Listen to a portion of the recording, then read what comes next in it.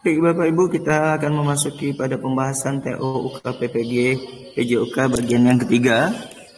Di sini guru PJOK SMK Negeri 6 Malang menyajikan pembelajaran aktivitas jasmani untuk meningkatkan kekuatan otot peserta didik.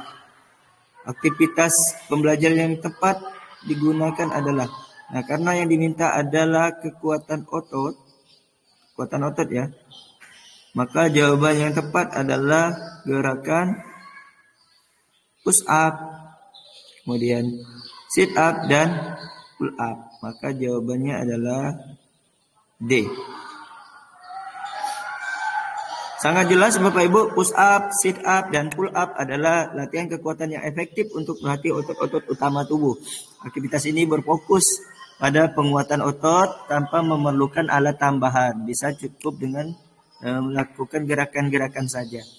Sementara yang A itu lari 2,4 km, ini lebih berfokus pada daya tahan kardiovaskular, bukan kekuatan otot. Push up dan pull up selama mungkin sampai kelelahan. Nah, yang B ini juga meskipun ini sangat membantu, tapi tidak mencakup sit up yang juga penting.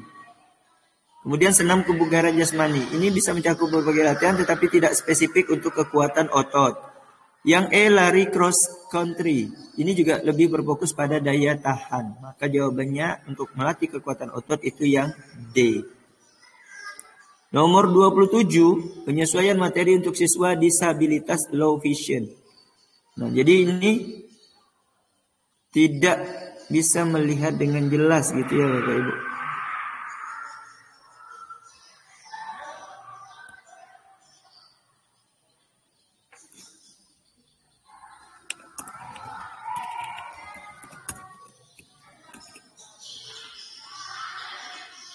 Nah, apakah dengan memberikan bunyi-bunyian, menempatkan siswa disabilitas tersebut pada daerah deretan bangku depan, membuat video multimedia dilengkapi narasi verbal dan teks, mengubah semua materi, kemudian dan seterusnya?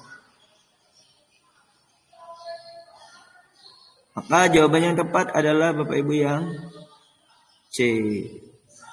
Membuat video multimedia dengan dilengkapi dengan narasi verbal dan teks. Jadi itu jawaban yang paling tepat Bapak Ibu.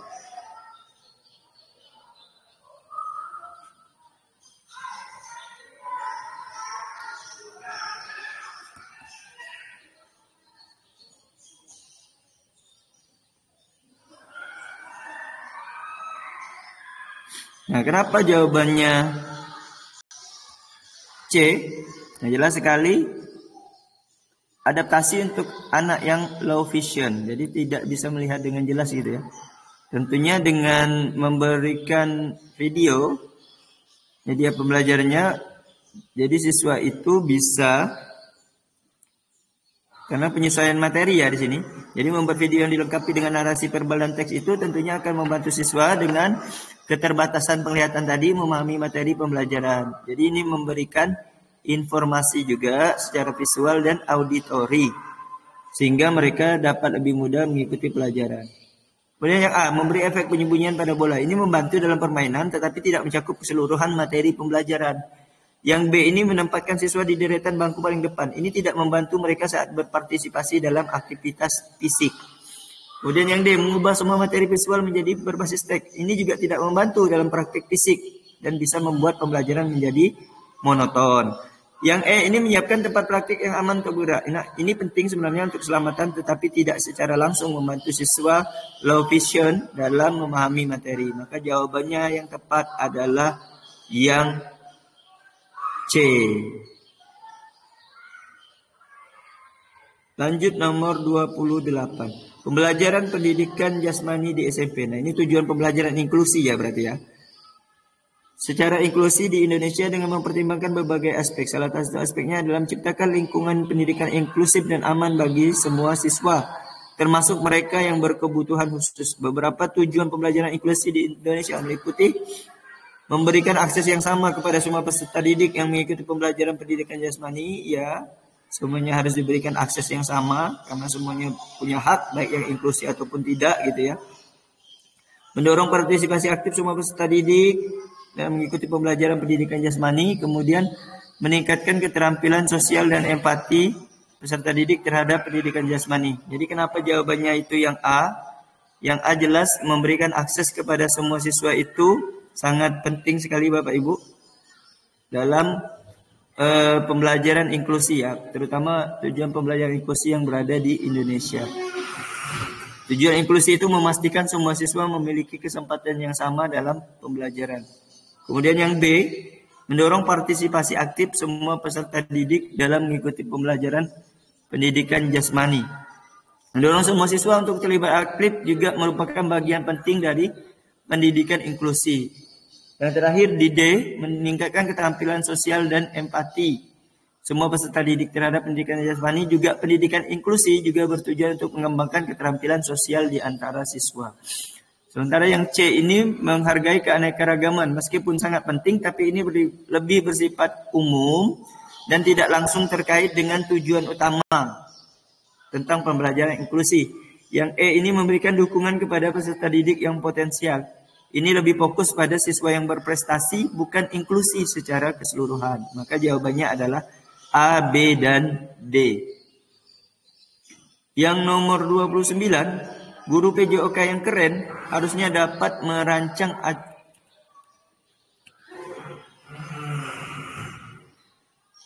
dan alat permainan bola besar agar dapat diikuti peserta didik berkebutuhan khusus.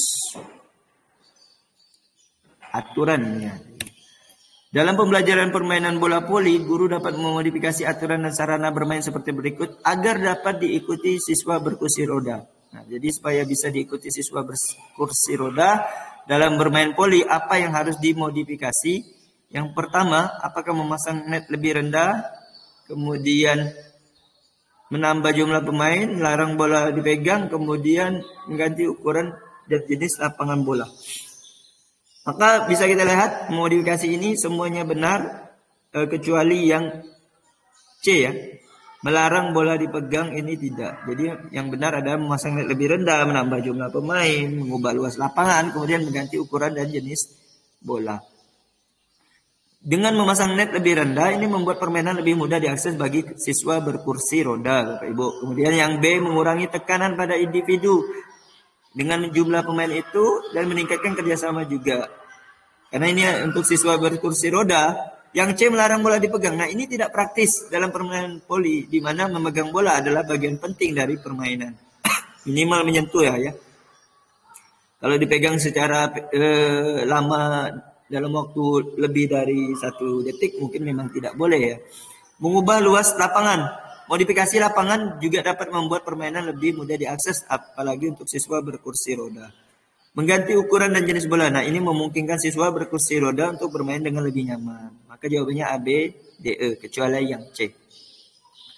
Variasi belajar untuk daya tahan jantung dan paru. Nah, nomor 30.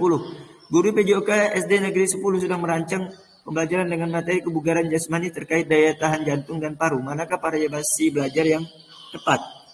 Dari 15 menit senam aerobik renang, dorong sit up push up, starter dan zigzag mendorong roda, jogging, running, dribbling, split stretching, tumbling. Maka jawaban yang tepat adalah pertama lari 15 menit, kemudian senam aerobik, dan terakhir renang. Jadi komponen daya tahan di sini ada kombinasi lari, senam aerobik, kemudian renang. Itu adalah aktivitas yang sangat baik untuk meningkatkan daya tahan jantung dan paru-paru. Melibatkan berbagai jenis gerakan dan tentunya aktivitas kardiovaskular untuk daya tahan tubuh. Terutama jantung dan paru ya. Pilihan lain yang gerobak dorong, sit up dan push up. Nah, ini lebih fokus kepada kekuatan otot sebenarnya, bukan daya tahan jantung dan paru. Shuttle run, lari zigzag, mendorong roda. Ini lebih fokus pada kecepatan dan kelincahan, kurang pada daya tahan jantung dan paru. Jogging, running, dribbling. Ini tidak mencakup variasi aktivitas yang cukup untuk daya tahan. Kemudian yang E, split, stretching, dan tumbling juga ini lebih kepada fleksibilitas dan kekuatan, bukan daya tahan. Jadi jawaban yang tepat adalah yang A. Nomor 31, yaitu tentang menyikapi materi ajar yang sulit.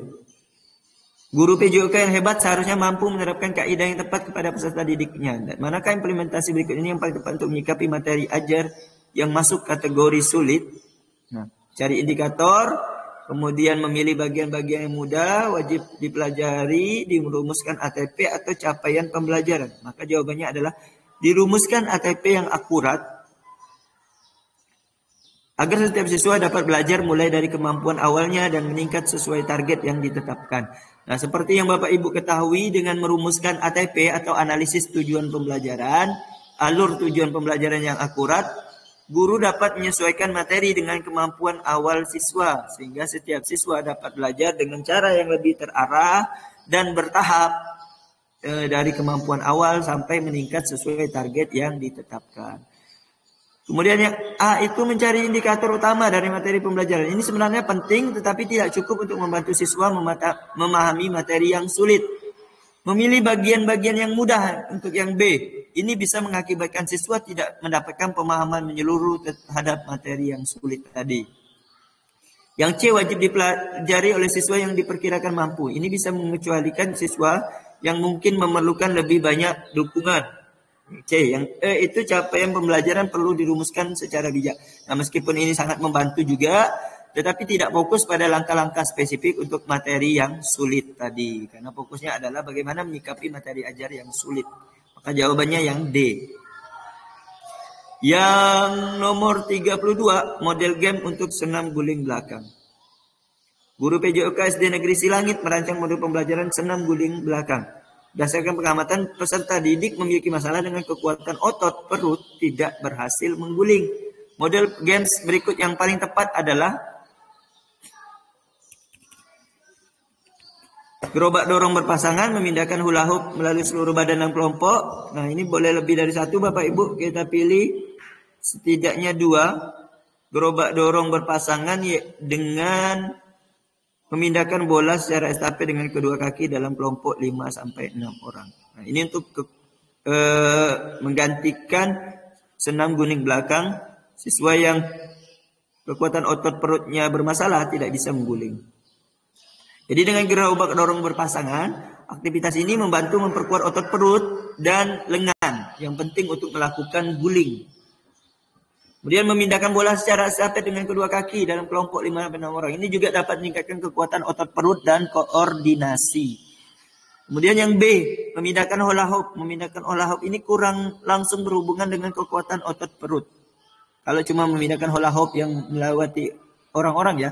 Kemudian membuat piramida, lebih fokus pada kerjasama bukan penguatan otot. Yang E ini kelompok kecepatan variasi lompat loncat. Ini lebih berfokus pada kecepatan daripada kekuatan otot perut. Maka jawabannya adalah yang A dan C. 3 meningkatkan minat dalam permainan sepak bola. Jadi permainan sepak bola akan menjadi lebih menarik dan memotivasi peserta didik apabila guru penjas melakukan hal-hal berikut, yaitu. Nah, ini juga bisa lebih dari 2 Bapak Ibu. Memperpanjang menjauhkan jarak antara 2 gawang, ini semakin lebar sebenarnya minatnya semakin kurang. Menambah jumlah gawang dari 2 menjadi 4, oke. Nambah jumlah bola, nah biasanya 1 jadi 2 sampai 5 untuk siswa yang ini ya, supaya lebih menarik dan memotivasi. Kemudian menambah jumlah pemain menjadi seluruh siswa. Nah, seluruh siswa ikut, gawangnya diubah jadi 4, kemudian bolanya dari 2 sampai 5, lebih dari 1. Mengubah gol menjadi ring atas, nah tidak. Maka jawabannya adalah B, C, dan D. Jadi menambah jumlah gawang dari 2 menjadi 4 ini membuat permainan lebih menarik dan memberi lebih banyak peluang untuk mencetak gol. Apalagi misalnya bolanya lebih dari 1 ya. Ini meningkatkan dinamika permainan dan memungkinkan lebih banyak interaksi. Bolanya yang direbut lebih banyak. Dan yang ikut seluruh siswa. Jadi menambah jumlah pemain, melibatkan lebih banyak siswa dan meningkatkan partisipasi mereka. Sementara yang A itu sebenarnya dengan memperpanjang jarak antara gawang ini bisa membuat permainan kurang menarik dan malah lebih sulit karena jaraknya lebih jauh. Mengubah gol menjadi ring atas ini juga mengubah dasar permainan dan bisa membingungkan siswa. Jadi mereka yang seharusnya gol malah kena ring atas baru dihitung. Nah, ini tidak menarik juga, tidak memotivasi dan mengubah dasar permainan. Maka jawabannya adalah yang B, C, dan D. Nomor 34, aktivitas fisik yang meningkatkan literasi dan numerasi. Guru PJOK SMK 6 Malang melakukan pembelajaran dalam bentuk games taktikal, di mana aktivitas yang dilakukan dapat meningkatkan kemampuan literasi dan numerasi peserta didik.